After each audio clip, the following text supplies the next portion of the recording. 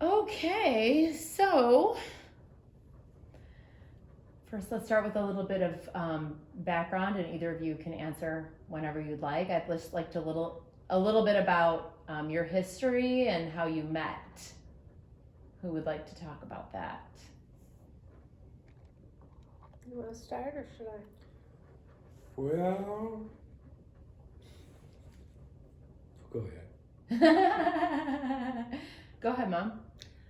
Well, I'm a nurse, and so I my first job was at Gottlieb Hospital, and I wanted to work in the OB department, labor and delivery, and I was very fortunate that there was an opening there. So my very first day on the job, I was assigned to scrub with this doctor. I didn't know it was your first day on the job. It was your Yes, first day? Very first. Oh my yes. goodness, you must have been I so was nervous. so nervous. Yes. Did you know of Dad? Did you No, know? no. No, you didn't know. I didn't know much at all. Yeah, but I asked questions. Yes. Yeah, I remember you took up my. I don't remember that phrase. Yeah, you did. You tried to clean the floor, taking sponges, and then you went and took up my toes. I don't know if she I intentionally. said, oops. Yeah. So anyway, I was assisting with the delivery, and so this woman is there on the table, and the baby is coming, and you were right in the center, and I was off to the side, and Yeah, on the left side. yeah, we looked at each other's eyes, and Oh boy. yeah, there was an immediate connection there. And I lived with my two brothers, Yes. Here. When I went home, I told them, today I met the love of my life. And they were so happy and they were so excited. It was incredible. That's really amazing to feel that way and have it really play out. You did. You know what I mean? Yeah. You felt that way and it was true. Yes. It was real. Both ways felt that way. Yes. Well, yeah, we had really everything against us as far as a successful marriage. I was younger. He was born on the other side of the world, different culture, very different culture, different religion. True. And so what were the chances? Yes. Not so great. And we really didn't know each other that well. I don't know. And then for marriage, I told Mom that, you could stay whatever you want in your religion, but I have to bring up my children Jewish. That's not good. So, and then, how many years later? Well, 8 months. well, before I converted to Judaism. Well, we all converted. Yeah, so Julie was about a year old, so Julie was born at 74, 75. So that was 5 years after we were married. Wait, Joe wasn't converted? No. Oh gosh, how do I remember it? That's like one of my earliest childhood memories. Yes. Oh my goodness. Yeah, Julie was, I was terrified. she was Getting dunked in the water. you had to take your Naked. nail polish off. Everyone was naked. Yes, it was. Oh God, trauma. Yeah, we thought, oh, they won't remember. Oh yeah, it's like my earliest memory. That's okay. So also, Pop, share about when you were young and your mother said to you, "Who do you think you're going to marry?" And what did you tell her? I told her that I want to go to America and marry a blue-eyed blonde girl. She got so excited and was nervous that, she had to go. I was in the world 12, 13 years old. I cannot thought about it. So I am really a strong believer in principle. There is a will, there is a way. Yes. You have to think about it, and then it goes to your subconscious. And everything you do without sometimes realize yourself what you're doing. It leads you to that form. Yes. Pay your dues, you get there. But think how painful that was for your mother. Here you are, the pride and joy of the family, and what are you saying? You want to go to America? Yeah. Leaving them. Yes, you could tell the picture on the boat, how happy I was. Yeah. That's Well, but they incredible. weren't so happy. No, oh no, my father was, they knew that That was it. I was, Yeah, that's hard. I was in the bus and my father wanted to give me his hat. And I said, I don't need a hat. So the guy was sitting next to me, he said, take the hat. So I grabbed it from him and gave it to me. Uh-huh. He said, make him happy. You don't want it, toss it. Aw. I never forget that moment. So funny how you remember things like Yes, random things that Mhm. just stand Yeah. out and never Mhm. leave. Yeah. So, what do you guys think is the key to a successful marriage after being married for 52 years now? 52? Right? that. 50, it was 51. So this year it'll be 52? No, this year it'll be 53. So 52 years, right? Yeah. Yeah. Well, the main thing is that anything you do in your life, you should always remember your partner. Be honest. Because you don't always remember what you said, what you did. Just be yourself and be honest. That's it. What about you, Mom? Well, we communicate well. I remember one time when we were going to Cayman. Ross was sitting, our son-in-law was sitting behind us on the plane. And when we got off, he said, "You guys talked for 3.5 hours. How is that possible?" You That's see cute. couples going Yes. to restaurants Yes. and they're eating their entire meal and they don't say 2 words to each other. And there we are.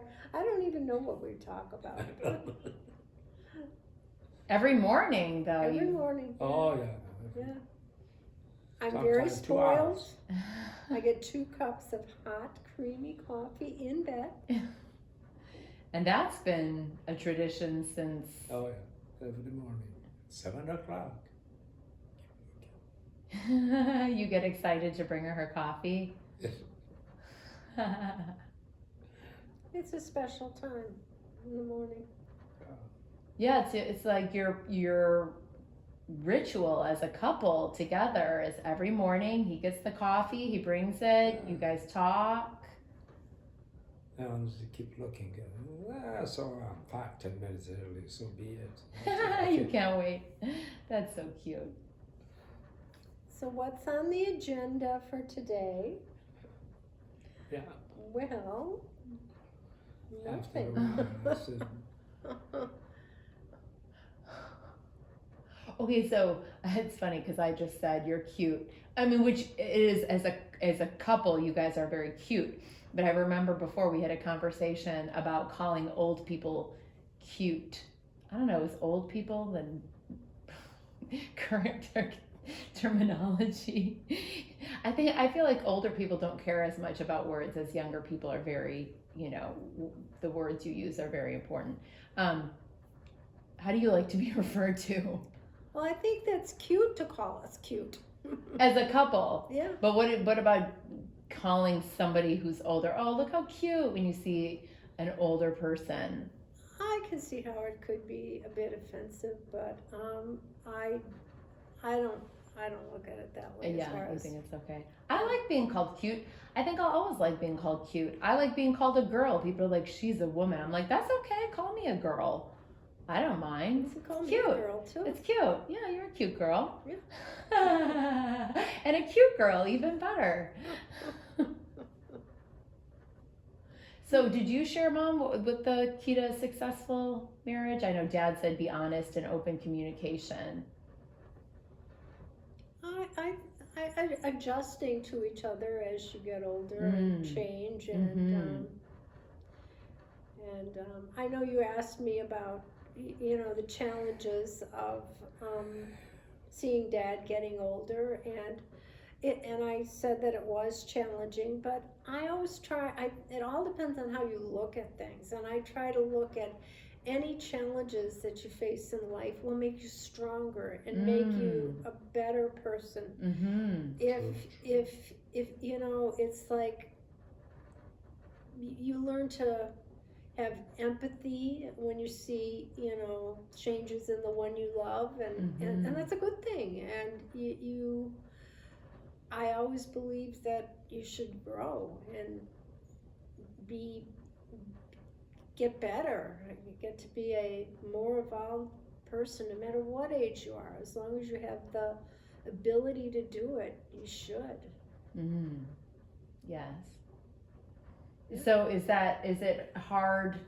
I mean, I think that's such a great outlook to see that, but I mean, I'm sure there's times too that it's very hard. Do you have any advice that you might give people in your situation, or from a therapist's perspective, something that could help a therapist understand, or from your experience, like, oh, this might help you with your clients?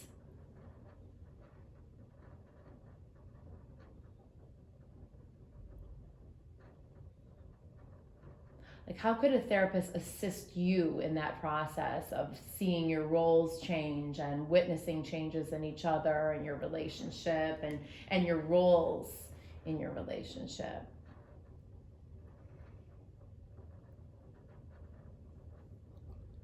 I'm trying to come up with an answer for that, and nothing comes to my mind. The role of a therapist in assisting. Listening. Always a good one. Always important. I think it's like the number one Really, of therapy is being a good, attentive, empathetic listener. Right. Yes. And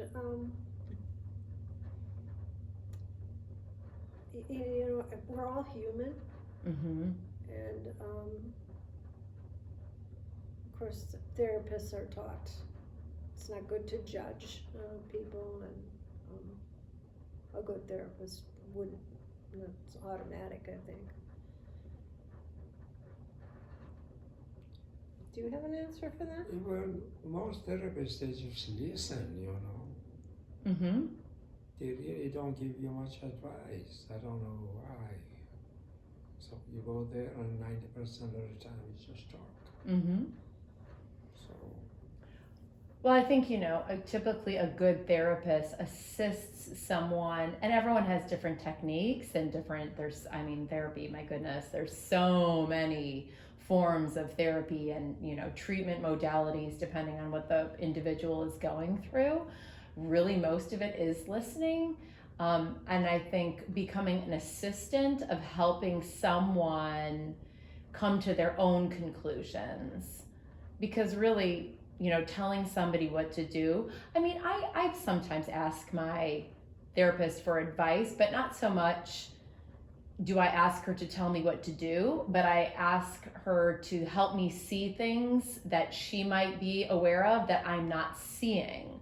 So I'll say, hey, is there anything can you help me out? And she'll say, well, I could be wrong, but it seems to me, or from what I've been hearing you say, or I feel like you've mentioned a lot, or, this might be a pattern that maybe you're not aware of, or, stuff like that. So not like, because, really, you ultimately know what's best for you.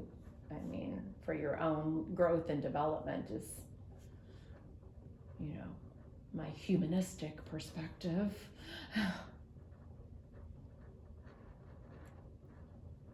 A therapist, therapist isn't able to help you unless you have to bare your soul to them and tell them, exactly what your inner thoughts are, even if you're not pleased with those thoughts, just to get that out and discuss it. I like it when a therapist also shares little tidbits of personal things once in a while. Not too much, but it just, I think that helps establish a good rapport. Which is also very important. Yeah, but sometimes they talk too much about themselves. That's true too. That is true too. You're not going to hear her story. Right, exactly. Yes. You pay your high price. I don't care if she has trouble with her husband, mother-in-law, and things like that. I'm not her therapist. What True, kind of a true. reaction she got from her COVID shot? Oh, you're grateful, really? Oh, you were sick for a week? No kidding. Do you want to talk about that? She talked more than we did. She really did. Oh yeah, I'm not a fan. That's my pet peeve. I've seen that before. I'm not. Yeah. Makes no sense. Yeah. Well, I think that's maybe a sign that you're a good empathetic listener, couldn't resist. But you were saying, but back to what you were saying, establishing the relationship with the therapist is, you were saying that them sharing little tidbits of personal helps to strengthen the relationship with the therapist, that then allows you to feel comfortable opening up. Is that what you were? Yes. Yeah. Yes. Yeah, that's important. Just wrote her a note and sent her a bill.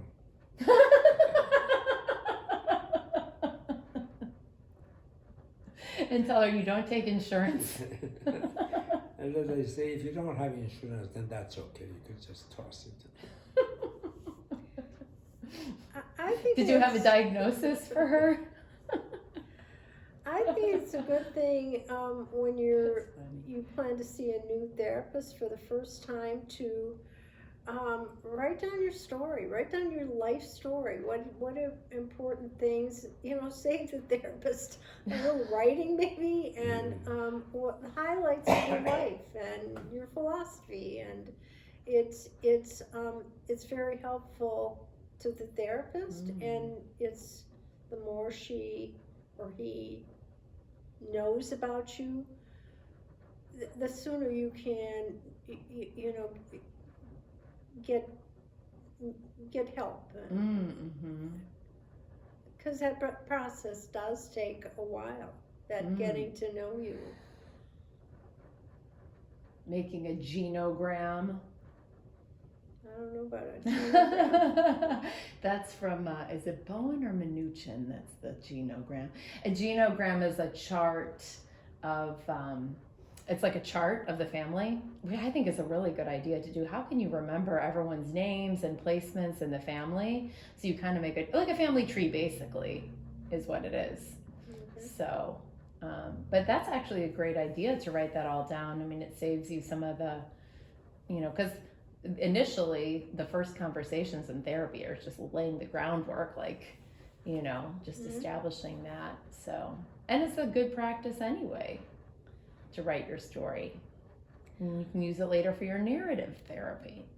I think it's also it's a good idea to bring a family picture so she can visualize. Oh yeah, that's nice too. Yes. Oh, that's very good. That's a good idea. Any other? I like these little tidbits of advice. Anything else? That's the advantage of having a daughter that's studying.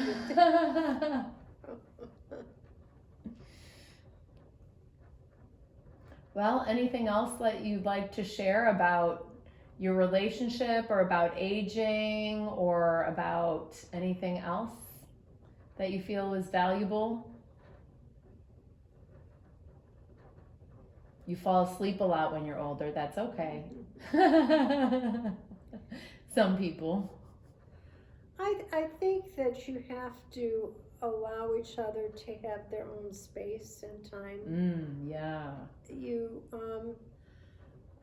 with retirement comes, you're together 24/7 basically. Yes, and yes. so it is important that you have some time alone. Yes. And Remember that. you do.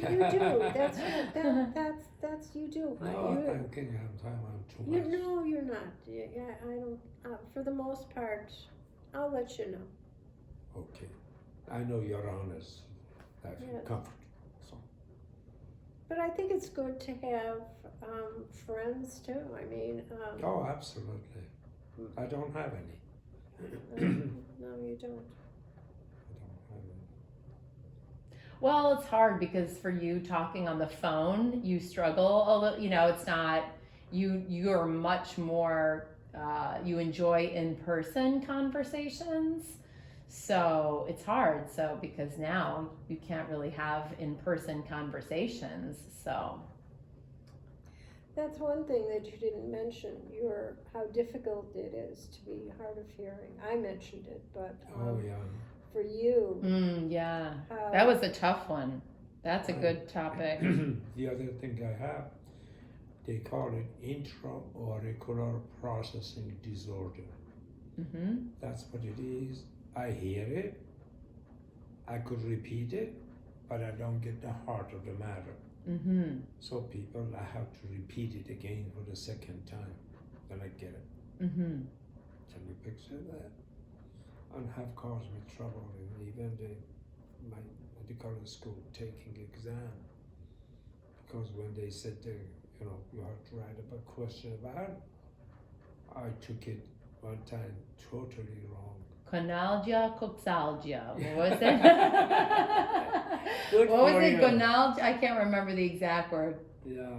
Gonalgia, coxalgia, something like that. you did Yeah. well. Yeah. Get it credit. You know, but sometimes when you don't hear well, you might answer a question inappropriately. Yes. And other people don't realize that is because of the hearing. Right. And then they just, oh, that person's really losing it. you Yeah, know. and then they talk to you like, are you feeling okay today?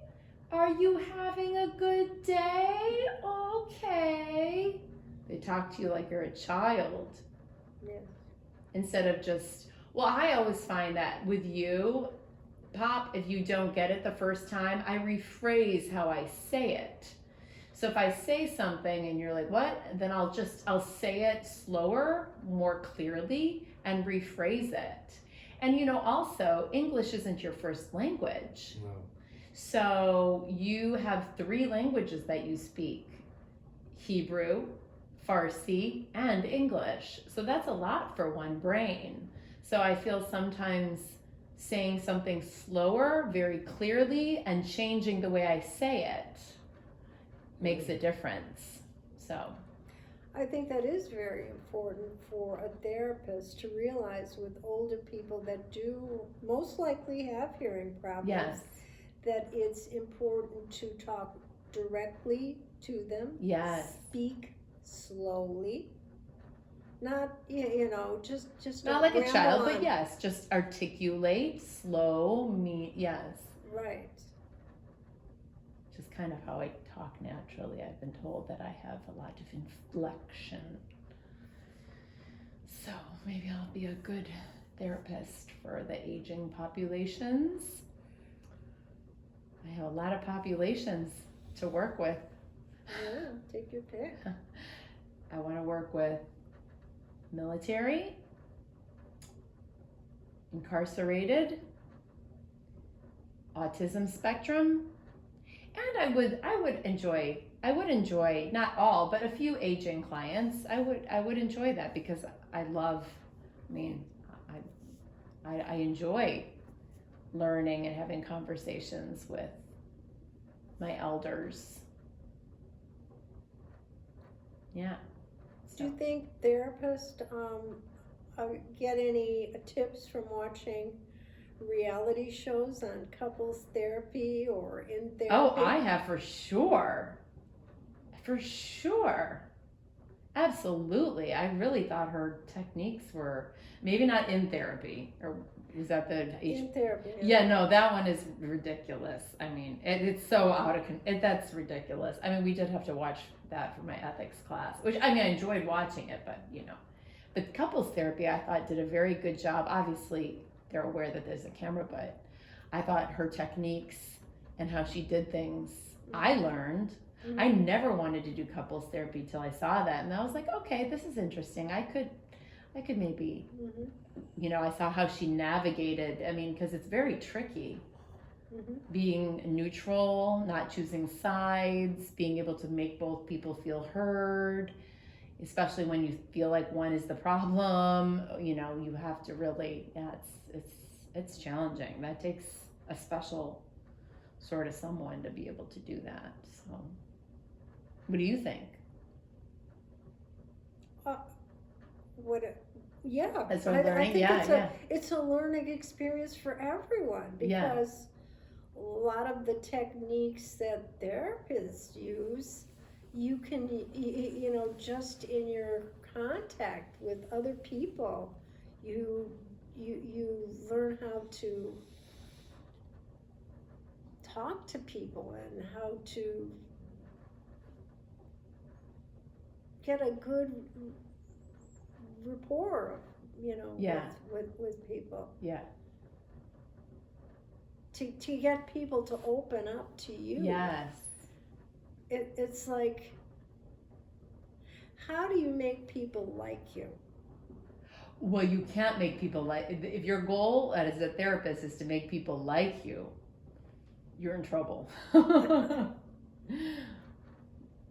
Well, okay, maybe. But you're not saying as a separately, and then therapist. what you're saying is not in the therapy realm. You're saying in general, how do you make people like you? You ask them about themselves. Yes, you ask them questions. Yes. And then you listen. Yes. And if they don't ask questions of you, well, you just accept that. Yes. And enjoy learning about other people.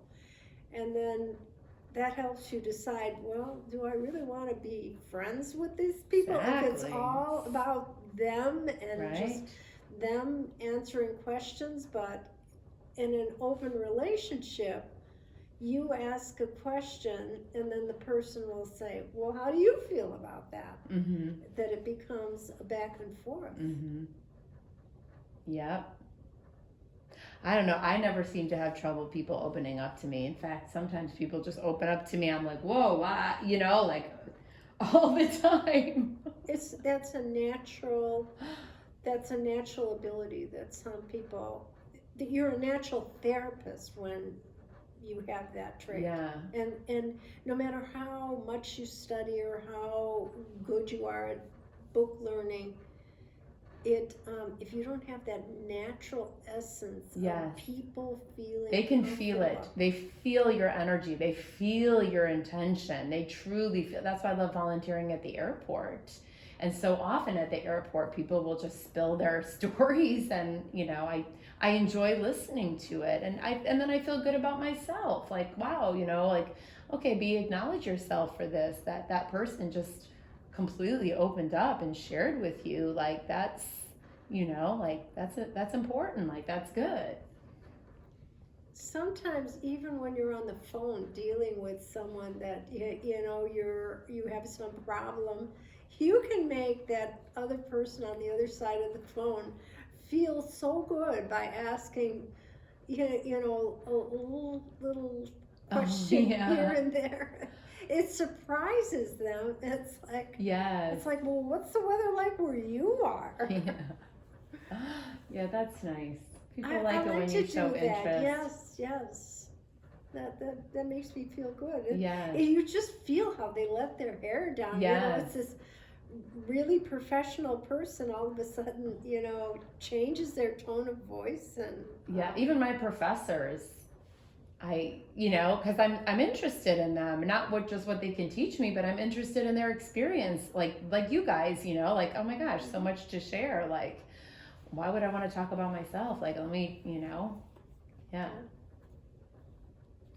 Well, this was wonderful. Thank you so much. Oh, you're very Yes, welcome. this is Yeah, so we valuable enjoyed for us it to too. just even have this talk, and what a nice way to spend this time Yeah, having It's this. Yeah, I really enjoyed this. So. last we did it. Not the last day, but almost.